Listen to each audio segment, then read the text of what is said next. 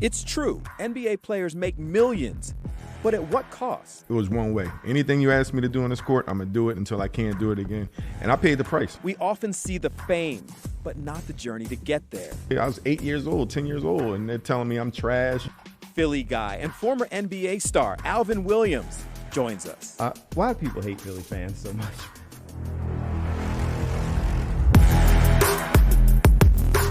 Guys, welcome to The Pulse. I say it every week. We're bringing you excitement, entertainment, information, and getting a chance to talk to people to hear their full story, not some sort of soundbite or what have you. We go deeper. Today we've got, well, I don't know, he's not a local guy anymore. He's a local guy always. National, played basketball locally at Villanova, played professionally, and I've known him for a minute. We had teammates at some point. This is Alvin Williams. How are you, sir? I'm doing well. Thanks for having me, man. Of course. I appreciate you coming in. Thank we you. got read history. Yep. We were talking about that during the break. So my high school teammate was your college teammate. And you guys are still in touch. John Haynes. God, that's like my brother, man. I never knew, with playing with a talent like John or a talent like yourself, how much better it made the rest of us. Like, I was convinced I could actually play, because I spent my entire career shooting wide open shots. Because guys were getting triple teamed when you go out there and play. Is that tough, just jumping into that, coming up in that environment? Because you're a star, right, playing in an environment that's not necessarily filled with stars. Right. Is that hard, or is that just making you a better player? It was weird, right? Because growing up with the John Haynes, who was very popular, McDonald's All-American, nationally known, then, Rasheed Wallace, they were the stars. Like, I was just, in the mix with those guys, but they definitely made us better. And just the Philadelphia environment, playing in the Sunny Hill League and the Total Response League, and then all your local neighborhood leagues and the pickups that you used to play against, so many talented players. And I just remember my senior year, you had Mark Jackson that went to Roman, Tyrone Weeks that went to FLC, you had Sheed, you had Katino Mobley. And then, even a couple years before that with Aaron McKee and Jerome Allen. So it was a lot of players coming from this area at that time, and we all played under one roof at the Sunny Hill League. So we had no choice but to get better. It was weird how Philly all seemed to have each other's back. Yeah, that continued as you kept growing up the ranks. You see guys now, like Aaron was bringing his younger son, to one of my camps and clinics and things like that. And you see those guys grow up. Mark Jackson, likewise. Jason Lawson, another Villanova teammate that we played against, played with. And, all of us are really close. Just those battles. And Gustine Lake, it was a guy by the name of John Arnett. And he would have us on during the week, sweaty and hot all day. And we go to 3 different locations. We go to Gustine Lake, then we go down Temple, then sometimes we go up to GA, and I had the key to the gym. So we always beat each other up. And I think we became closer for that.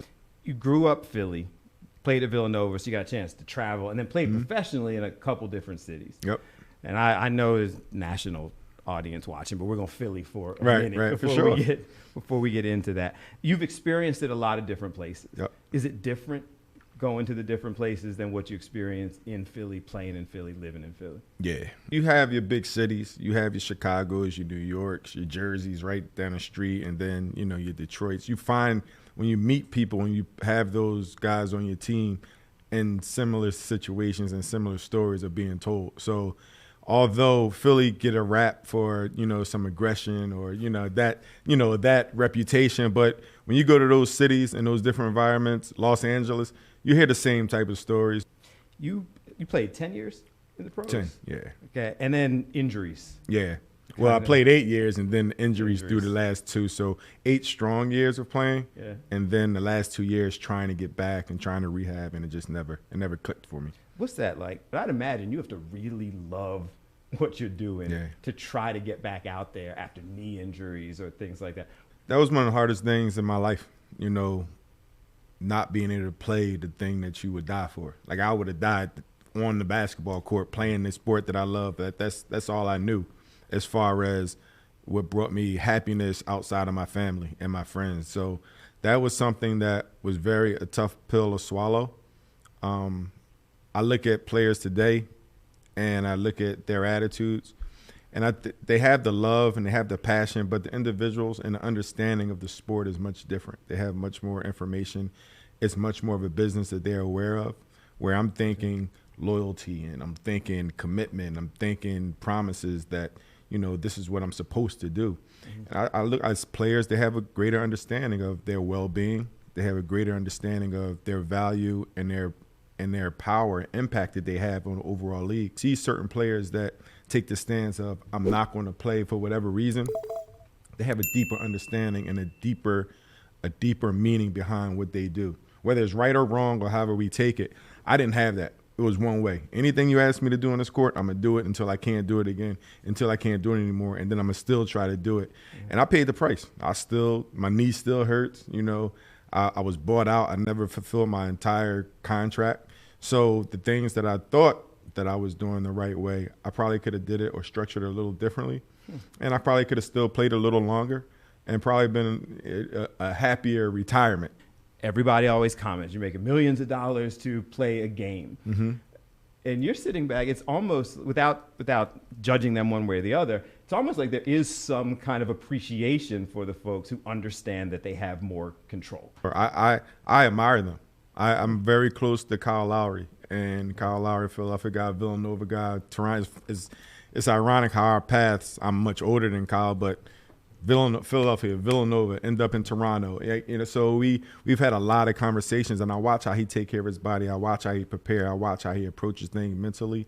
I watch how he does it physically. But, when you're a kid, when you're playing basketball, when we were playing as kids, they would always tell us, have something to fall back on, right? Don't rely just on basketball.